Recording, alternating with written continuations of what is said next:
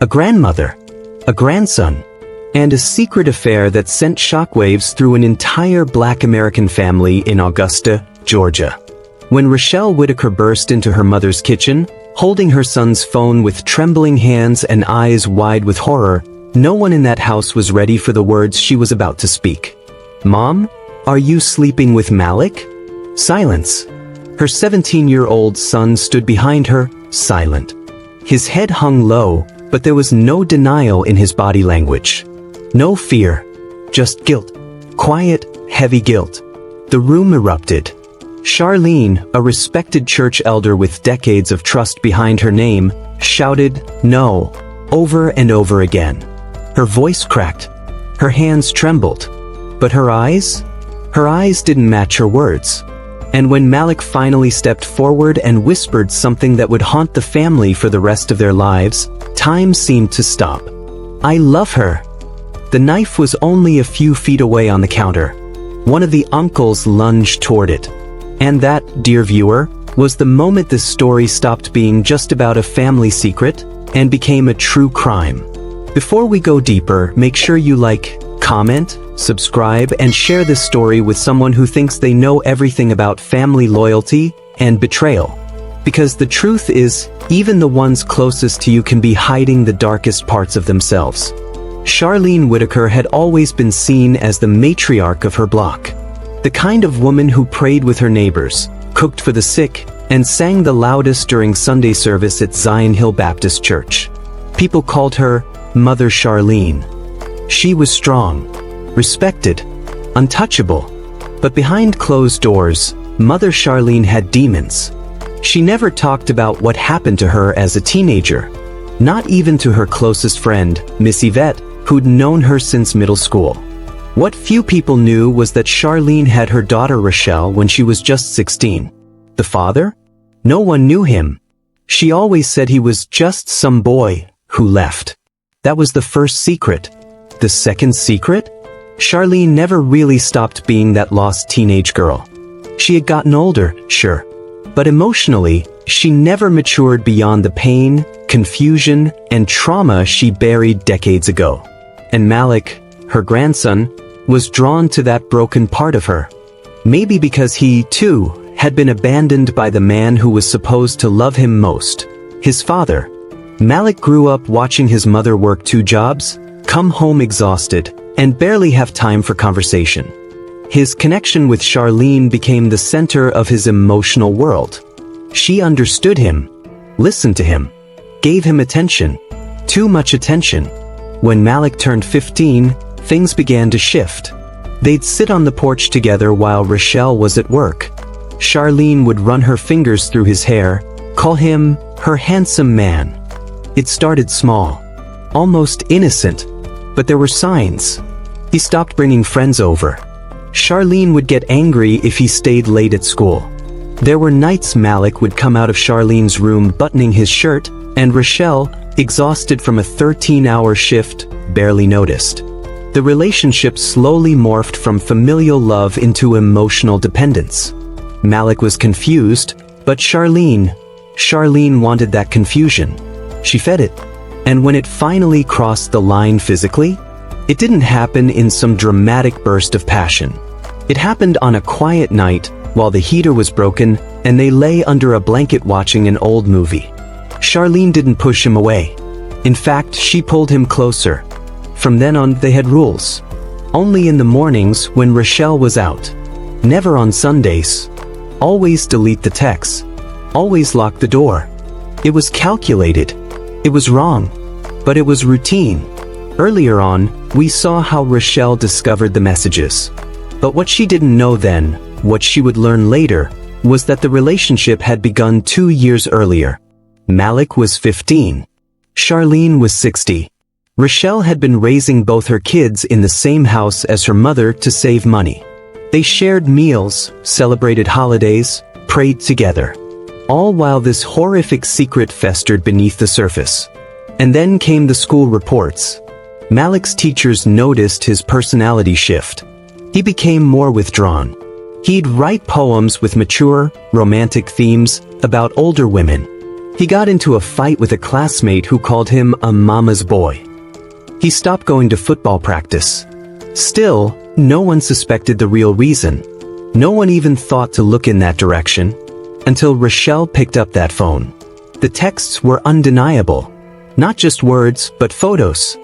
Selfies in nightgowns. Messages sent at 2 a.m. One even said, "Next time you touch me like that, close the curtain." We almost got caught. Rochelle's entire body went cold. She knew something was off for months. But this was beyond her worst nightmare. She called her sister, then her brother, then her pastor. She told them to come over. She didn't say why. They all arrived that night. The confrontation happened right there in the kitchen. Malik was sitting at the table. Charlene was making sweet tea like it was just another Tuesday. Rochelle stormed in holding the phone, her voice cracking as she said the words, "You been my son?" Charlene froze. The teacup dropped from her hand and shattered on the floor. "Guess, shuts." Malik stood up, confused, scared, then suddenly bolt. "I'm not a kid anymore," he said. "I love her." His uncle rushed toward the kitchen counter and grabbed a knife. His hand was shaking. Everyone was yelling. Charlene hid behind Malik. He protected her. That's when the whole family realized this wasn't just manipulation. It wasn't just trauma. It was something more terrifying. Malik was emotionally bonded to her. The pastor tried to intervene, but nobody was listening anymore. Rochelle collapsed to the floor in tears. Her son, her mother, two people she trusted the most, had betrayed her in a way words couldn't touch. And it was far from over. Because what no one knew was that this wasn't the first time Charlene had crossed the line with someone young. And what happened next would open a door no one in that family could ever close again. Now here's a question for you, dear viewer. If you were in Rochelle's shoes, what would you have done that night? Comment below, hit that like button, and share this story with someone who needs to hear it. And don't forget to subscribe, because this family's nightmare has just begun. The air in that kitchen still hadn't settled. Hours after the confrontation, after the shouting had stopped and the knife had been yanked from Rochelle's brother's hand, everyone sat in the living room, staring into nothing. No one could sleep. No one could speak. Not without shaking. Malik sat alone on the steps outside, refusing to go back inside unless someone apologized. For what? He wouldn't say. Charlene was locked in her bedroom, door bolted shut. Rochelle was in her daughter's room, crying into a pillow. But even in the silence, the truth had only just begun to show its face. And as the pastor made a phone call to someone no one had seen in years, something old, something buried, was about to crawl out of the shadows. Like, comment, and subscribe if you haven't already. Because what you're about to hear will make you question everything you thought you understood about family, trauma, and what people will do to protect their secrets. Earlier, Rochelle had demanded that Charlene explain herself. She wanted answers. She wanted to understand how a woman who raised her in the church, who stood in front of the whole congregation every Sunday shouting about purity and sin, could do something so unthinkable. But Charlene wouldn't come out of that bedroom. She didn't deny it anymore. She just didn't speak. So the family turned to someone who hadn't been inside that house in over 15 years, Aunt Denise. Denise was Charlene's younger sister. She had been estranged from the family for more than a decade. Some said it was over a man. Others whispered it had something to do with how Charlene handled things when they were kids. But when Denise walked into that house at 2 a.m. after the pastor called her, it was like watching a ghost step into the middle of a funeral. She didn't hug anyone, didn't even take her coat off. She just said, "Where is she?" The tension was unbearable. Denise knocked on the bedroom door. At first, nothing. Then a soft, almost childlike voice from inside. "Denise." And that was when things really cracked open. Because as soon as Charlene unlocked that door, as soon as Denise stepped in and shut it behind her, what she said next would flip the story upside down. 15 minutes later, Denise emerged from the room with swollen eyes. But this wasn't just sadness. It was rage. It was confirmation. She looked at Rochelle and said, "You need to know what Mama did to her." That sentence hung in the air like poison. Because until that moment, no one had ever spoken about Charlene and Denise's mother, Miss Thelma. And for good reason. Miss Thelma Whitaker was known in the 70s as a strong, cold woman. She had 5 children, raised them mostly alone. She was religious, no nonsense, and ran her house like a military camp. But she was also abusive. And Denise claimed she didn't just beat them. She said Miss Thelma touched Charlene in ways no mother ever should. At first, no one wanted to believe it, until Denise pulled something out of her coat pocket. An old journal. Worn edges. Torn pages. But the handwriting? Clearly Charlene's. It was written when she was 17, the same year she had Rochelle. Inside were entries that no one in that room could stomach reading out loud. One read, "Mama said if I keep crying, no man will ever want me. So I let her finish." Another, "Rochelle's daddy don't know the whole truth. I didn't want it. I just didn't know how to say no." The room went still. Rochelle couldn't breathe. That meant she was the result of a trauma no one had ever spoken about. She was born out of pain, silence, and manipulation. Her entire identity shifted in a second. But even with this horrifying backstory, the family still couldn't make peace with what Charlene had done to Malik. Because trauma may explain behavior, but it doesn't excuse it. So the question now was, what do we do? Some wanted to call the police. Others wanted to commit Charlene for psychiatric evaluation. Rochelle just wanted her son back. And Malik? He disappeared the next morning. Left the house. Left his phone. No note. No explanation. The police were called. A missing persons report was filed. Rochelle drove through half of Augusta asking his friends if they'd seen him. Nobody had. That's when the second twist came, one no one was prepared for. 3 days later, a neighbor spotted Malik across town, sitting on a bus bench, holding hands with a woman in a gray hoodie. The neighbor swore it was Charlene. Rochelle didn't want to believe it, but when she checked the house, Charlene was gone. Vanished.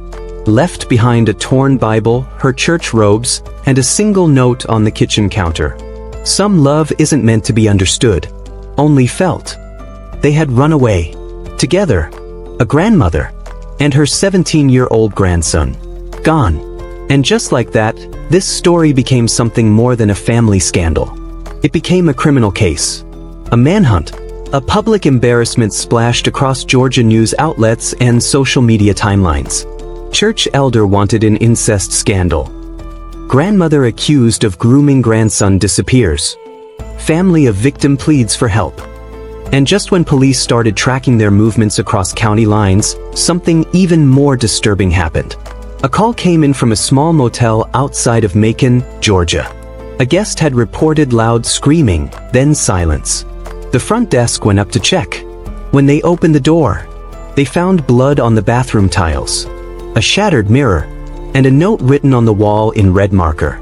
"If we can't be free together, we'll die together." But there was no one in the room. No Charlene. No Malik. No bodies. Just a nightmare still unfolding. Now here's a question for you, viewer. If your child was groomed by your own parent, what would you do? Call the cops? Or protect the family name? Drop your thoughts in the comments, hit the like button, and don't forget to subscribe because this isn't the end. Not even close. 48 hours. That's how long it had been since anyone had seen Malik or Charlene. The motel room outside Macon had become the center of an active investigation. Crime scene tape wrapped around the door like a warning to every camera crew parked outside. The police didn't say much publicly, only that evidence suggested a struggle, and both individuals were missing and endangered. But privately? Privately, the investigators were terrified. Because what they saw in that room told a story far more twisted than anyone expected. A pair of matching rings on the nightstand, burned letters in the sink, and a black-bound notebook filled with entries from Malik. Entries that revealed just how deep his obsession with Charlene had grown. Earlier on, we learned how Charlene and Malik ran away after the family confrontation. But now we need to ask, why did they leave? And more importantly, where were they headed? The notebook found in the motel gave some chilling clues. Most of it was written by Malik, but some entries were Charlene's too. They treated it like a shared journal, passing it back and forth like love letters written behind prison walls. One of Malik's entries read, "They'll never let us live in peace. They want me to hate you. But I can't. You're the only one who ever saw me." Charlene's handwriting came next. "When I touch your face, I see the little boy I raised. But also the man you became. I'm not sick. The world is." Detectives could hardly believe what they were reading. This wasn't just a confused teenager being manipulated, this was a full psychological bond. One built on years of emotional grooming, but now taking the form of something far more dangerous. Malik didn't believe he was a victim. He believed he was in love. And Charlene? She saw herself as his savior, his protector, the only one who could heal what the world broke. They weren't just hiding. They were planning a future. Investigators followed their trail through small towns, Albany, then Valdosta, and finally a confirmed sighting in Tallahassee, Florida. They'd been seen at a gas station around 3 a.m. Charlene was wearing a wig. Malik had shaved his head. They were using fake names, Darlene and Marcus Grant. The cashier remembered them clearly. Said Charlene paid for gas, snacks, and a pregnancy test. You heard that right. A pregnancy test. Authorities didn't release that detail to the media. But inside that task force room, the atmosphere shifted completely. Because now, the possibility of incest wasn't just emotional or psychological. It might be physical and reproductive. If the test was positive, if Charlene was pregnant by her grandson, it would push this case into a whole new category of criminal charges. And that's exactly why Rochelle got involved with the media. She went on local television, begging for her son to come home. She didn't hold back. She exposed Charlene. She told the world about the texts, the hidden relationship, the family betrayal.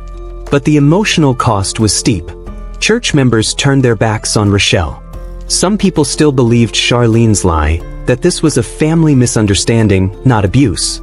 They blamed Rochelle for not watching her house. But Rochelle had one goal, bring her son back. And then, just as things seemed to cool down, the family got a call. It was from a hospital in Jacksonville. Malik had been admitted. Alone. He was found wandering barefoot down a highway. Clothes dirty. Face bruised. Disoriented. He'd passed out on the side of the road and a good Samaritan had called 911. When Rochelle arrived at the hospital, she ran to his room, but security guards stopped her. Malik was being held for psychiatric observation. She screamed, pleaded, demanded to speak to her baby. But when the nurse pulled her aside and whispered what Malik had said when he arrived, Rochelle nearly collapsed. He had whispered one word. Just one. Murder. What happened after they left that motel? Where was Charlene now? And who had Malik killed, or seen killed? Let's rewind to earlier events and piece this together. The motel room wasn't just a stopping point, it was the climax of something. Investigators re-examined the blood on the tiles. Forensics confirmed it was not Charlene's and not Malik's. So whose blood was it? 2 days later, a missing persons report came in from a woman in Valdosta. Her teenage son, 18-year-old Kyle Henderson, had vanished after picking up a shift at the gas station where Charlene and Malik were spotted. Security footage revealed that Kyle had interacted with them. Charlene dropped something near the bathroom, and Kyle followed her inside, never returning on camera. His last recorded sighting was the moment he held open the restroom door. Charlene went in behind him. Malik stood outside the door. 3 minutes later, Charlene came out alone. Kyle was never seen again. His body was not found in the motel. But detectives now believed Charlene had killed Kyle, possibly to steal his car or eliminate a witness. The blood matched his DNA. And Malik? He saw it all. In his journal, investigators found one final entry before he left her. You said you'd never hurt anyone. You lied. I still love you. But I'm scared now. Back in the hospital, Malik refused to press charges. He didn't want to talk to detectives. He barely looked at Rochelle. But he kept asking for one thing. Is the baby okay? Rochelle was horrified. Was he talking about Charlene's baby? But the tests later revealed Charlene wasn't pregnant. She'd lied. Probably to keep Malik emotionally attached, to stop him from running. It worked for a while. But something had snapped after Kyle's death. Something in Malik broke. He realized, maybe too late, that Charlene was not who he thought she was. That this woman he'd been clinging to out of love was actually the one pulling him under the whole time. Now, Malik was under medical observation. The state considered charging Charlene with kidnapping, statutory rape, child abuse, and possibly even murder if Kyle's body was ever found. But here's the catch. They still hadn't found her. No credit cards used. No surveillance sightings. No online activity. It was like Charlene Whitaker had vanished off the face of the earth. And then Rochelle got another message. It came in the mail. No return address. Inside was a photograph of a woman standing on a beach, holding a baby in her arms. The photo had no note, no explanation. But on the back of it, someone had written in small, precise handwriting, "I'll never stop loving him. Just like my mother never stopped loving me." Was it real? Was it Charlene? Or was someone else playing with the family's sanity? We're not done yet. There are more secrets buried in Charlene's past, including another name that hasn't been mentioned until now. A man who might have started all of this, long before Rochelle was ever born. Let us know your thoughts in the comments.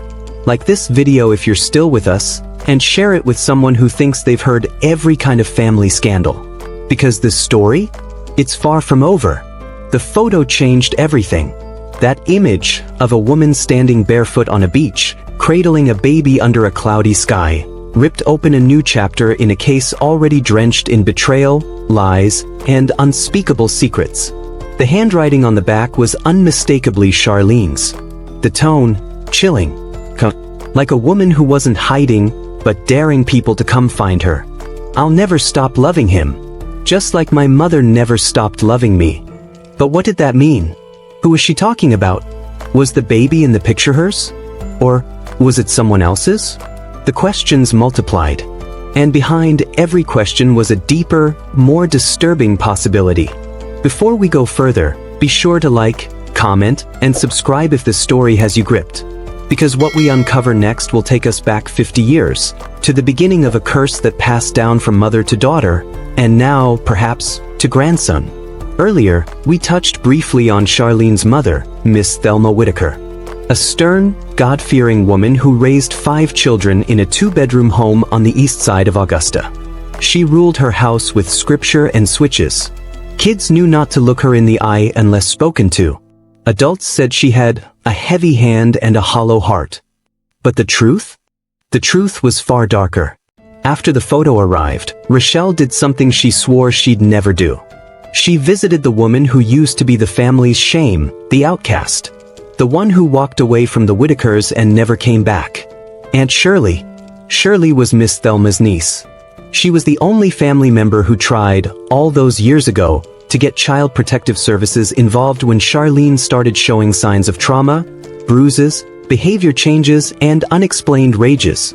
But Miss Thelma shut that down fast. She threatened to cut off Shirley from the family entirely, and when that didn't work, she accused Shirley of stealing from her. The family chose Miss Thelma. Shirley was branded a liar and disappeared from the picture. Until now. Rochelle knocked on her door with tears in her eyes and the photo in her hand. Shirley stared at the picture for almost 2 full minutes before speaking. "That ain't her first baby," she said softly. Rochelle froze. "What?" Shirley sighed, stood up and walked into the back room. When she returned, she held a faded envelope and a tiny pair of white baby shoes, no bigger than a fist. "You ain't the oldest child," she said. The room spun.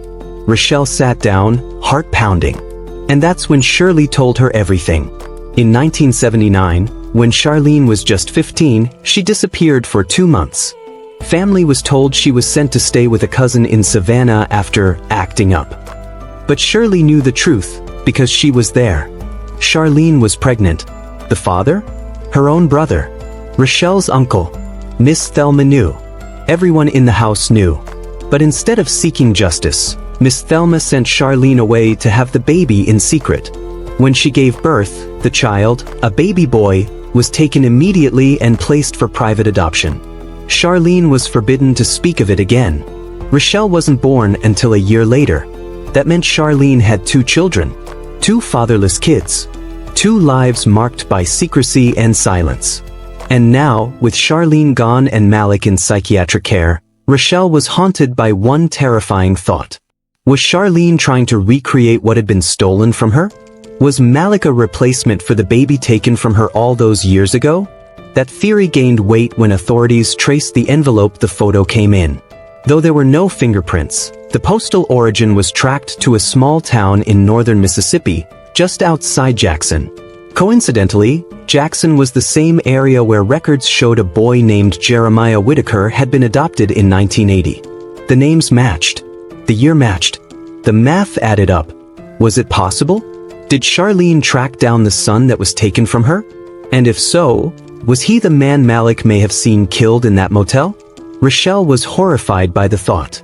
If Charlene had found her firstborn son and killed him out of some twisted emotional rage, thinking Malik was the only one who ever truly loved her, then the depth of her pathology went far beyond grooming and manipulation. It was generational. It was spiritual. It was deadly. Meanwhile, Malik remained in the hospital. But after several days of silence, he began to talk. Not to Rochelle. Not to the detectives. But to the hospital chaplain. And what he said chilled the staff to the bone. He described long nights in motel rooms, where Charlene would pray over him, call him her king, and tell him the story of her stolen child. He said Charlene made him promise that if anything happened to her, he would keep the bloodline going. That he would be the man her firstborn never got to become. He described waking up to her crying in the middle of the night, whispering names that weren't his. Names like JJ and my sweet baby boy. The chaplain asked if Malik knew where she went. He nodded. I think she's going back to finish what Mama started. That sentence set off alarms. What did he mean? Investigators believed Charlene was returning to Augusta, back to the house she was raised in, back to the place where her trauma began, back to Miss Thelma's old home. But there was a problem. Miss Thelma had been dead for 11 years. The house had been abandoned ever since. Boarded up. Left to rot. No electricity. No plumbing. Just memories and ghosts. Still, police moved fast. They surrounded the property that night. And what they found inside wasn't Charlene. It was a letter, left on the living room floor, next to a shattered photo frame of Miss Thelma and the dusty remnants of Charlene's childhood bed. The letter read, Mama, you said love was a lie. But I proved you wrong. I made someone love me back. And now the world will remember my name. Not for what I suffered, but for what I took back. There was no signature. No fingerprints. Just one haunting line scrawled in red ink at the bottom of the page. There are more secrets left. I'm not done yet. Dear viewer, what would you do if the woman who raised you turned out to be capable of murder, manipulation, and generational abuse, all under the disguise of love? Let me know in the comments. Share this story with someone who still thinks blood is always thicker than water. The silence in that old house was unbearable. Dust floated through slivers of moonlight. The wallpaper peeled in long strips, like skin shedding from something long dead. And in the middle of the floor, the letter from Charlene sat like a curse. I'm not done yet. That sentence echoed louder than any scream. Police searched the entire property. Every drawer. Every closet. Even the crawl space beneath the floorboards. But Charlene was nowhere to be found. No recent footprints in the dust. No tire tracks outside. Nothing. It was like she had stepped into the house, dropped off the letter, and disappeared into thin air. And that's when Rochelle realized something chilling. Charlene wasn't just hiding. She was performing, playing with them, writing her own twisted story, page by page, dragging her family and the police deeper into her madness, knowing they couldn't stop her. This wasn't about survival anymore. It was about legacy. Before we dive further, hit that like button, share this story with someone who thinks family secrets stay buried, and make sure you're subscribed. Because Charlene's endgame is coming, and it's darker than you can imagine. Earlier, we saw how Rochelle learned the devastating truth about Charlene's first child, Jeremiah Whitaker, born out of incest, adopted in secret, and possibly tracked down and murdered decades later. Now, there was a new name involved. a name only Malik knew. He had mentioned it to the chaplain in passing, as though it was a familiar name, but couldn't remember exactly where or when he first heard it. But when Rochelle heard it, her whole body froze. Because when she was a little girl, she remembered sneaking into Charlene's room and finding a box hidden under the bed. Inside were old birthday cards. One of them said, "To my sweet JJ, you'll always be my number one." She thought it was for her dad. Now she knew better. The box had disappeared years ago, which meant Charlene had kept it with her all this time.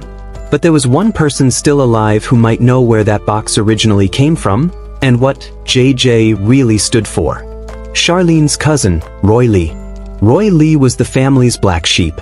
He'd served time for robbery in the 90s and spent most of his life drifting from job to job.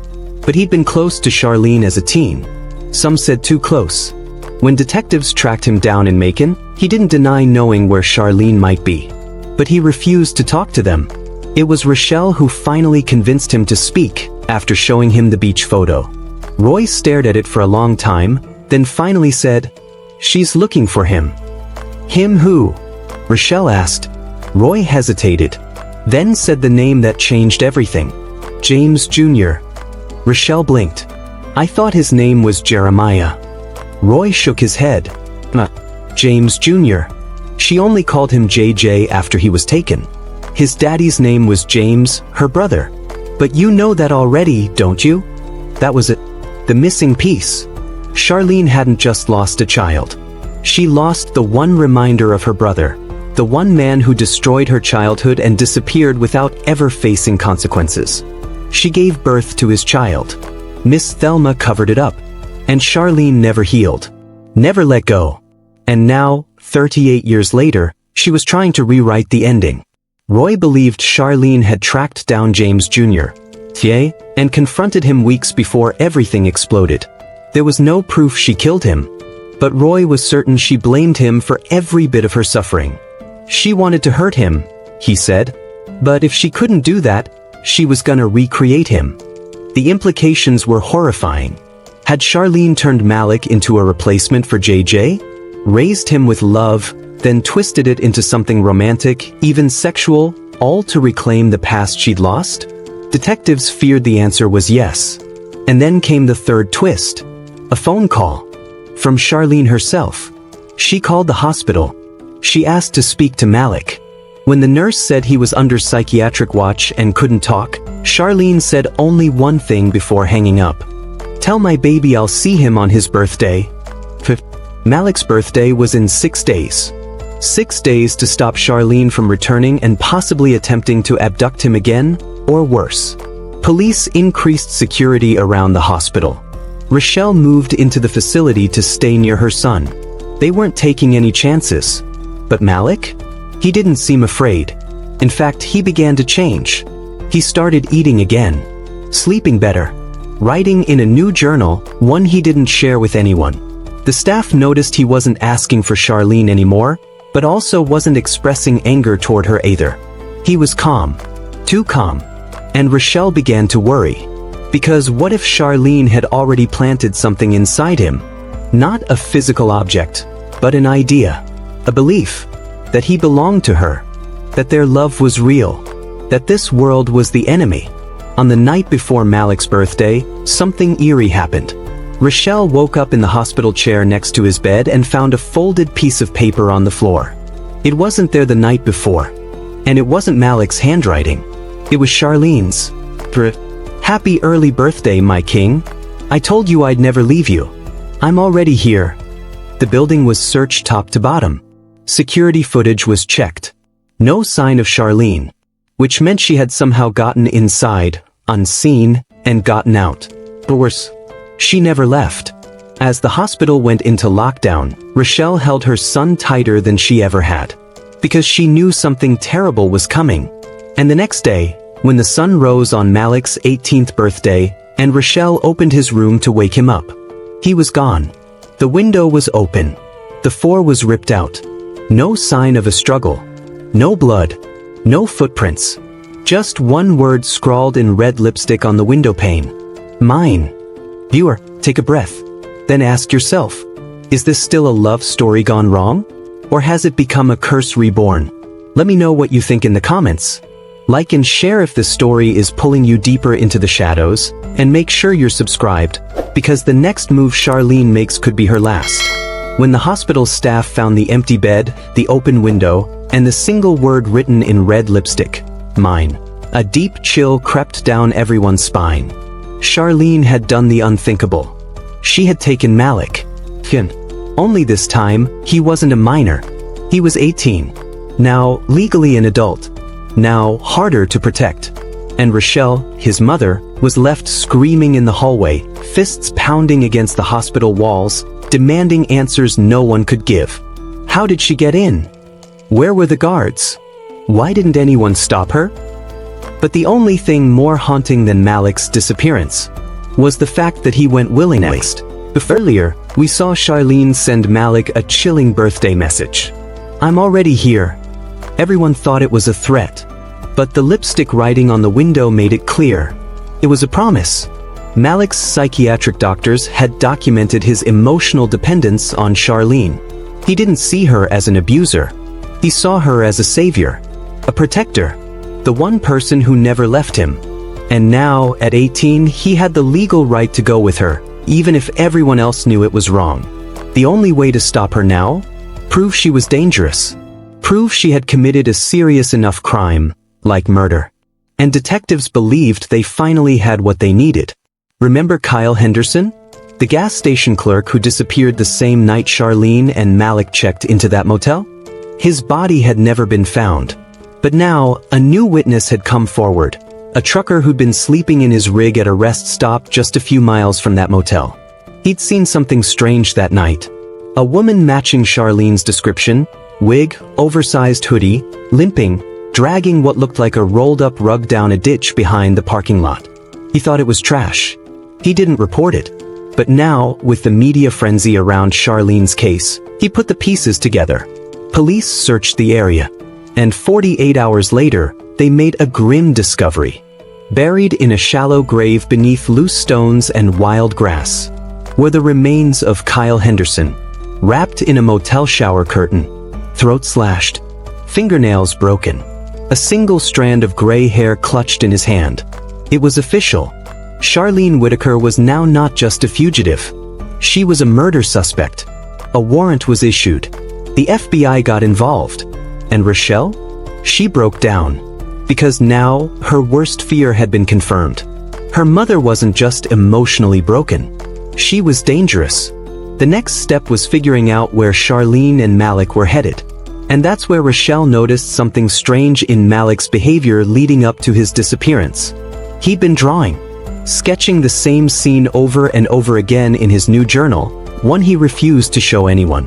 It was a cabin, a small, dark building surrounded by pine trees. A lake in the background, and always a red door. When police flipped through the pages, they realized it wasn't just imagination. It was memory. Charlene had taken Malik to that cabin before. When he was a child, it had belonged to an old friend of hers. A secluded place where no one asked questions and cell service didn't reach. Roy Lee confirmed it. They used to go up there in the summers, way up in the Appalachians. She said it was the only place she could think. Now, investigators believed that's where she was taking Malik. They traced land deeds, old utility bills, and finally found it. An abandoned cabin registered under a woman named Janine Grant, one of Charlene's childhood aliases. It was deep in rural North Carolina. And when police arrived, they found the front door locked, with a fresh padlock. Inside, it was empty, except for 2 plates in the sink, a half-burned candle, and a mattress on the floor. And scribbled on the wall above the bed, in charcoal, "Our Eden. No sin here." No sign of Charlene or Malik. But they had been there. And not long ago. Then, just as police were about to leave, they found a cell phone, hidden behind the toilet. It was Malik's. The phone was dead, but digital forensics brought it back to life. Inside were dozens of unsent voice recordings. Malik had been trying to document his experience. Maybe as therapy. Maybe as a way to make sense of what he was caught in. And in one of those recordings, his voice cracked. "I know it's not right. But when I'm with her, the pain stops. It's like I'm not broken anymore. I don't care what they say. We'll disappear if we have to. Another recording was just crying. Minutes of it. Heavy breathing. The whisper. She said we'll start over. Raise the baby. Build a life no one can ruin. Again, the word baby came up. Was Charlene lying again? Faking another pregnancy to keep Malik close? Or was it real this time? Authorities couldn't take chances. They launched a full-scale manhunt across 3 states, North Carolina, Georgia, and South Carolina.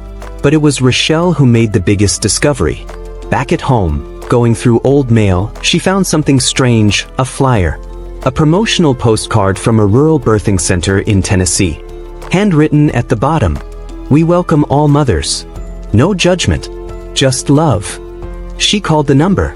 Asked if someone named Janine Grant had registered recently. The nurse paused. "Yes. She's scheduled to deliver in 4 days." Rochelle dropped the phone. If it was true, if Charlene had actually gotten pregnant by Malik, then this story was about to cross into something no one was prepared for. And the worst part? She was about to give birth, in a place that didn't ask questions. Dear viewer, if you had one chance to stop a cycle of generational abuse, would you take it? Even if it meant turning in your own mother, or your own child? Comment below with your thoughts. Like and share this story if you believe the truth needs to be exposed. For days. That's all the time Rochelle had.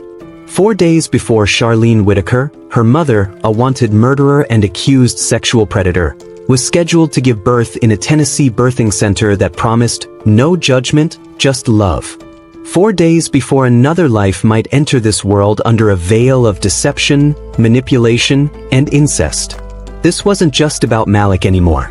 This was about breaking a generational curse before it claimed another innocent child. And Rochelle knew, if she didn't stop Charlene now, she may never get another chance. If you haven't already, like, comment, and subscribe. Because this isn't just a crime story. It's a war between the past and the future, and one woman's fight to protect her son from the woman who raised them both. The birthing center was a discreet, low-profile facility nestled in the hills outside Franklin, Tennessee. It catered to women who didn't want questions. No IDs required. No insurance necessary. Just cash, privacy, and silence. Charlene had chosen this place for a reason. She wanted a clean slate. A new life. A child who wouldn't be raised with the shame she'd carried her whole life. But as Rochelle raced toward the clinic with 2 state officers and an FBI agent in tow, she wasn't thinking about Charlene's dreams. She was thinking about Malik. Where was he? Was he still with Charlene? Was he okay? And if the baby was real, was it really his?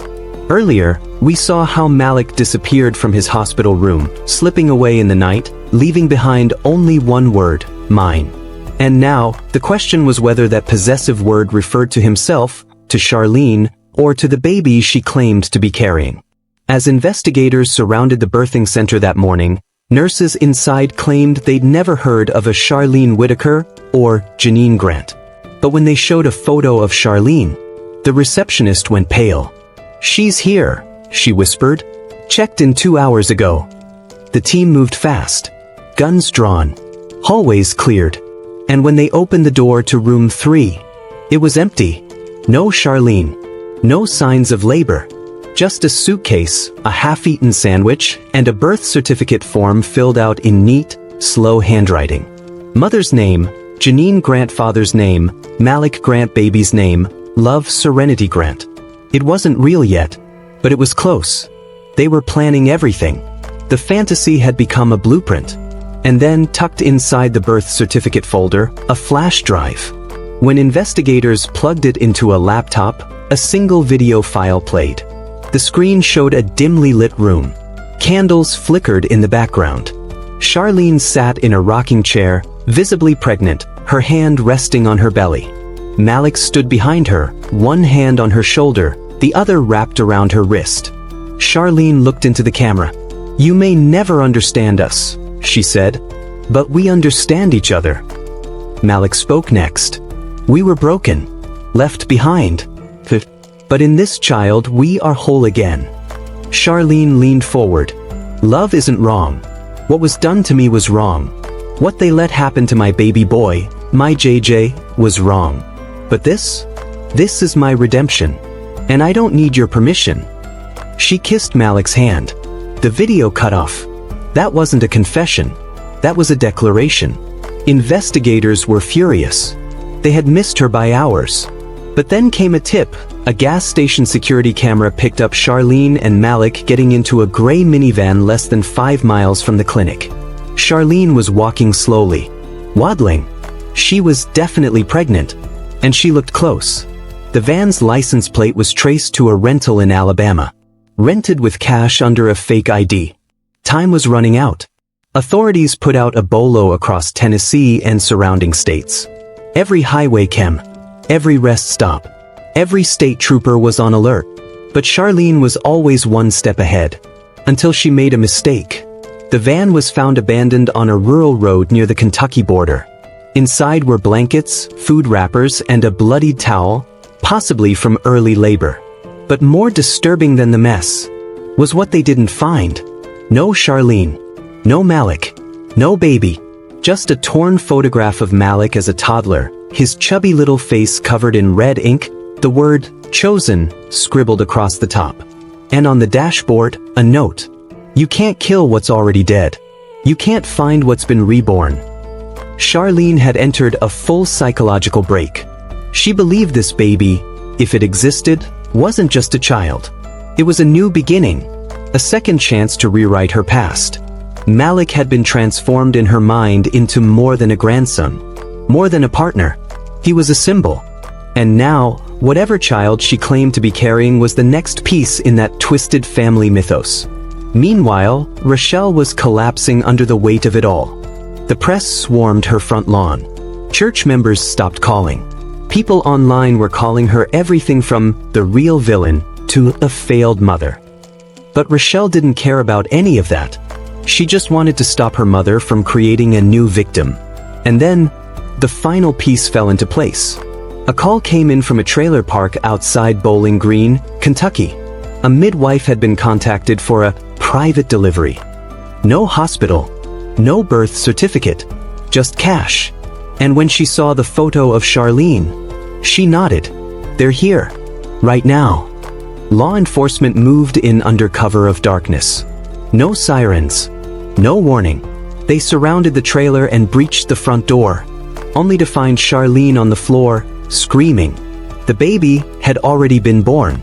She cradled it in her arms, singing softly, blood pooling beneath her. Malik stood nearby, eyes blank, staring at the wall. He didn't move, didn't speak, didn't even blink. When officers tried to take the baby, Charlene screamed so loud the neighbors thought someone was dying. And in a way, someone was. Because in that moment, Rochelle stepped into the trailer, looked at the baby, and broke. She wasn't looking at an innocent child. She was looking at another life that would never know peace. Not unless she fought for it. Would you be able to look into the eyes of your grandson, or maybe your brother, and not know which one he truly was? Would you take that baby away? Would you save it? Or would you let history repeat itself? Drop your thoughts in the comments. And don't forget to like, subscribe, and share this story if it shook you. Because Charlene's story finally reaches its tipping point. And not everyone will survive what happens next. The baby was born. Blood on the floor. Charlene screaming. Malik silent. And Rochelle frozen.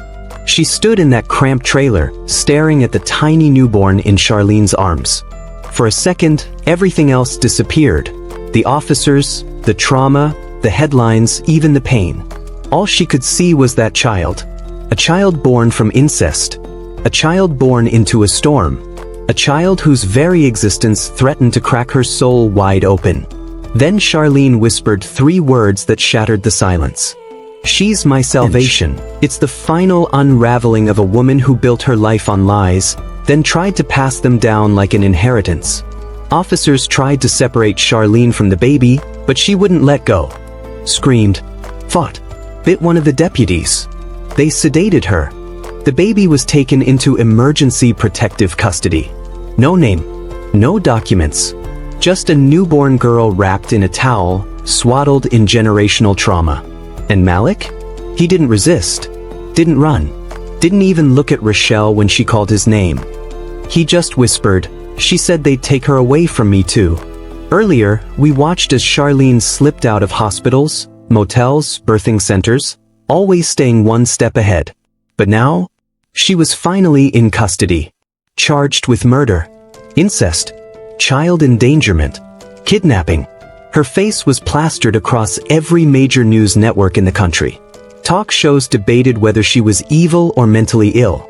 Twitter threads dissected her psychology. The church publicly denounced her. But Charlene didn't flinch. In the interrogation room, she asked for her Bible, asked if the baby was safe, asked if Malik still loved her. And then she said something that made even the lead detective feel sick. "My mama took my baby from me. I wasn't gonna let the world do it again. I had to finish what she started." It was all there. The full descent into madness. Charlene truly believed this was her redemption arc. That the child born in that trailer was a gift. A second chance. A do-over to erase everything Thelma did to her. She didn't see a crime. She saw a calling. As the legal process began, Malik was transferred to a psychiatric facility under tight security. He was no longer a minor, but he was clearly still under Charlene's psychological grip. Doctors diagnosed him with complex PTSD and trauma bonding. He refused to press charges against Charlene, still called her my light, still spoke about raising the baby together someday. It would take months before he even acknowledged that what happened to him was abuse. Meanwhile, Rochelle faced the hardest decision of her life. The baby, named Love Serenity Grant on the birth form, was now in the hands of the state. But social services offered Rochelle the option to take custody, pending court approval. She could raise the baby, give her a chance at a real life. But how do you raise a child who might be your granddaughter and your niece? How do you explain that her father is also her cousin? How do you untangle that bloodline? Rochelle broke down in court, sobbed through her statement. "I don't hate that baby," she said, "but I don't know if I can love her right." The court placed Love Serenity with a foster family. One far away from Georgia. Far away from the Whitaker name. Far away from the pain. And then came the trial. Charlene's defense team argued diminished capacity, said she was a victim of lifelong trauma, mental illness, and incestual abuse. They painted her as a broken woman who never stood a chance. But the prosecution had evidence. They had Malik's recordings. They had the motel murder. They had years of predatory messages, photos, and journals. They weren't just building a case around Charlene's crimes. They were building one around her intent. She planned this. She pursued Malik. She orchestrated everything. And the jury saw it for what it was. Predation wrapped in prayer. Manipulation disguised as motherhood. And control masquerading as love. The verdict came down after 2 weeks of testimony. Guilty on all charges. Life in prison. No parole. Charlene showed no emotion. No tears. No apology. Just a soft smile as she whispered, "Tell Malik I forgive them all." As the courtroom emptied, Rochelle sat alone on the bench, clutching a single item. The last drawing Malik had made before disappearing with Charlene. The cabin. The trees. And in the corner, a child, drawn in crayon, holding hands with two faceless figures. She knew now what it meant. He was dreaming of a family that never had a chance to be real. What would you have done? If your mother groomed your son? If your grandson became a father through manipulation? If a baby was born into a bloodline cursed by silence and shame? Would you raise that child? Would you walk away? Would you ever forgive? Drop your answers in the comments. Like this story if it shook you. And don't forget to subscribe, because Charlene's sentence might be final, but there's still one last secret waiting to surface. 6 months had passed since the verdict. Charlene Whitaker, once the respected matriarch of a Southern church family, now sat behind bars in a maximum security women's prison in Georgia. She had no visitors, no calls, no access to Malik, no photos of the baby, no contact with Rochelle. And yet, Every morning, she woke up and asked the guards the same question. Has my family forgiven me yet? The guards never answered. And Charlene? She never stopped smiling. Earlier, we saw the court deliver a life sentence for Charlene. We saw Malik institutionalized, Rochelle collapse under the weight of trauma, and baby love Serenity placed in foster care. But deep inside that prison, Charlene's story wasn't done. She began writing. Longhand. Page after page. Dozens of notebooks filled with her version of the truth. Letters addressed to Malik. Letters to Rochelle. Letters to the baby. She claimed they were testimonies. Writings that would redeem her spirit. No one outside saw these letters. Until one of them was smuggled out. Sent to a blogger who ran a conspiracy website about forbidden love cases in the South. That blogger posted it. And just like that, the world was listening again. The letter began, "You may hate me, but before you condemn me, you have to understand me." She went on to describe, in graphic emotional detail, the trauma she suffered as a child at the hands of her own mother and brother. She claimed Thelma had groomed her to serve men, and that by the age of 10, her innocence had been erased. She wrote about her first child, JJ. The son taken from her. The son born of pain. She said the only thing that kept her going was the fantasy of holding him again. And when she saw those same eyes in Malik, she knew God had brought him back to her. In her own words, "He wasn't just my grandson. He was my healing. My circle completed." The public backlash was brutal, but so were the believers. In online forums, people began calling Charlene a victim of a broken system. Others said she had been punished for surviving the only way she knew how. A few even claimed the state had stolen her second child by placing Love Serenity in foster care. And somewhere in the shadows of those forums, a familiar name reappeared. Malik. He was out. Released from psychiatric care under strict supervision. Now 18. No longer a ward of the state. He had moved in with a distant cousin in Alabama, someone who barely knew the full story, but agreed to help him get back on his feet. At first, Malik stayed silent. No interviews. No internet presence. No appearances. Until he published a blog post, titled simply, "They never asked what I wanted." In the post, Malik didn't defend Charlene, but he didn't accuse her either. He called her a mirror, said that what happened wasn't love, but something that looked and felt like love when you've never known safety. He admitted to confusion, guilt, anger, but he also wrote one sentence that made the entire internet freeze. "I still think about her every day, and I still wonder, what if we ran far enough?" It was enough for law enforcement to reopen his monitoring status. But it was too late, because the very next day, the foster family caring for Love Serenity found a note taped to the window of the nursery. It wasn't threatening. It was a drawing.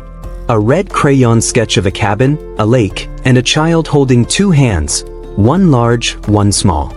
And across the bottom, in shaky handwriting, "I'm almost whole again."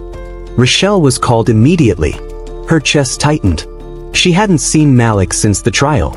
Hadn't heard his voice in over 6 months. Was it him? Had he found the baby? The family raced to the foster home, but the baby was unharmed. Nothing was taken. Still, it sent a message. Charlene might be behind bars, but her grip, her vision, it was still moving through the world. Through Malik. Authorities traced Malik's last known location, but he had vanished again. A gas station clerk near the Tennessee border claimed to have seen him. Said he was wearing a hoodie. Bought baby food. Paid in cash. Said nothing. Just before leaving, he allegedly asked, "Do you believe in starting over?" The clerk said yes. And Malik smiled. Then drove off in a silver Honda with no plates. Back in prison, Charlene was placed in solitary. She'd been caught with more letters. Dozens of them. All addressed to Malik. She was humming when the guards searched her cell. Humming an old hymn. Smiling like she already knew something they didn't. When asked if she had helped Malik escape the system, she simply said, "I told you. Love always finds a way." Then she closed her eyes. And didn't speak again for 3 days. "What do you believe?" Is this still the story of a disturbed grandmother who manipulated her grandson? Or has it become something worse? Something contagious? Would you believe someone could come back from a story like this? Or is this a cycle that never ends? Comment below with your thoughts. Like this story if it's left you speechless. Share it with someone who still believes family always means safety. Because what happened next will shock you. It will take us to the final truth. The twist that no one, not even Rochelle, ever saw coming. It ended where it began. Augusta, Georgia. A small wooden house on Martin Luther King Jr. Boulevard. Quiet now, boarded up and fading into the background of a neighborhood still scarred by whispers and memory. But on one cloudy afternoon, nearly a year after the first discovery, someone returned. A neighbor spotted him first. A tall young man. Hood up, backpack slung low. He walked slowly toward the house, head down, glancing over his shoulder. He didn't knock. Didn't pause.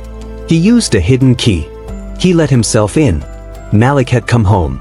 Before we go any further, like this story, share it, and hit subscribe if you haven't already, because what you're about to hear is the final, unthinkable twist in this tragic true crime story. And it begins with a knock on the door. Earlier, we saw Malik vanish, again, after publishing a cryptic blog post and leaving a drawing at the foster home of baby love Serenity. Law enforcement believed he was planning something. They just didn't know what. Until Rochelle got the call. A neighbor reported that Malik had broken into the old family home. Rochelle was hesitant, but she went anyway. When she arrived, she expected to find him angry. But maybe even dangerous. But what she found was a young man cradling a baby in his arms. The baby, Love Serenity, wrapped in a soft pink blanket, fast asleep. And Malik? He was crying, rocking slowly in Charlene's old chair. When Rochelle stepped inside, he didn't flinch. He didn't run. He looked up and whispered, "I didn't take her to hurt anyone. I just wanted her to know where she came from before it's all erased." Police arrived minutes later. Malik didn't resist. He handed over the baby, stood up, and surrendered. But not before giving Rochelle a notebook. "I want you to read this," he said. Inside were pages and pages of writing. Not from Malik. From Charlene. Letters she had written to herself. Journals of confessions. Regrets. Hallucinations. And one final entry, dated the week before her sentencing. "There is one more truth I've never said out loud. I thought I could carry it to my grave. But if I don't say it, Malik will never be free." She continued, "Malik is not my grandson. He's my son." Rochelle dropped the book. Her knees buckled. The room spun. The truth had been hiding all along. Beneath every lie, every layer of trauma, every generation of silence. Charlene had never told anyone. Not Rochelle. Not even Malik. She had gotten pregnant at 45, after a brief, hidden relationship with a younger man she met at a shelter where she volunteered. She passed the baby off as Rochelle's child to avoid judgment and questions. Rochelle, barely 17 and already struggling, agreed to the lie to help protect the family name. She raised Malik as her son, but never knew the real father. Charlene had claimed it was a boy from out of town. But the truth? She had groomed Malik her entire life, not just emotionally, but biologically. Not as a grandmother, but as a mother desperate to rewrite the story of her stolen childhood and stolen firstborn. Which meant Love Serenity wasn't just Malik's daughter. She was also his half-sister. And his niece. 3 titles. 1 child. Born of confusion. Born of pain. Born into a bloodline that refused to break itself. Charlene died in prison 6 weeks after Malik's arrest. A brain aneurysm. Sudden. No final words. Her body was unclaimed for days. Eventually, Rochelle agreed to bury her, not for forgiveness. Not for closure. But to finally stop the story from infecting anyone else. Malik was sentenced to probation and mandatory therapy. The court recognized his trauma, his manipulation, his disassociation. He agreed to never seek custody of Love Serenity and voluntarily terminated his parental rights. Love Serenity was adopted by a family in the Midwest. Far away from Georgia. Far away from the Whitaker name. Rochelle never tried to contact the adoptive family. But once a year, she writes a letter. She doesn't sign it. She doesn't send it. She just folds it neatly and places it inside the same notebook Charlene once used to hide her secrets. She hopes, maybe one day, the truth will find its way to the child who was born into darkness and shine a little light. What lesson do you take from this story? That love can blind? That silence can kill? That healing requires truth, no matter how ugly it is? Leave your thoughts in the comments. Share this story if you believe someone out there needs to break their own generational cycle. And if you've made it all the way through, thank you. Because some stories aren't just meant to be heard. They're meant to be remembered.